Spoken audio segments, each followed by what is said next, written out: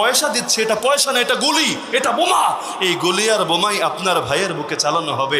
1 বছর যদি বাংলাদেশে যেই কয় কোটি মানুষ আছে সবাই না খেত, এতে ইসরায়েল রাস্তায় বসে যাবে তা না রে ভাই। কিন্তু এতেও যতটুকু অর্থনৈতিকভাবে চাপে পড়তো, তাও তো আমাদের একটা পুঁজি হতো আখেরাতের জন্য।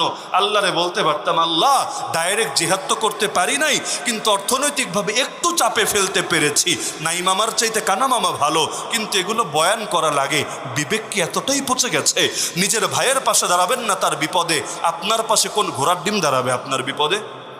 আল্লাহু ফি আউনিল আবদি মা কানাল আবদু ফি আউনি আখি। হাদিসে আছে, আল্লাহ বান্দাকে ততক্ষণ সাহায্য করে যতক্ষণ মুসলমান তার ভাইকে সাহায্য করে, ততক্ষণই আল্লাহ তার ভাইকে, আল্লাহ মুসলমানকে সাহায্য করে। তো এগুলো খাওয়া বাদ দেবেন তো ইনশাআল্লাহ? তো মূল বয়ানের অংশ না, কিন্তু দাওয়াতটা রেখে গেলাম।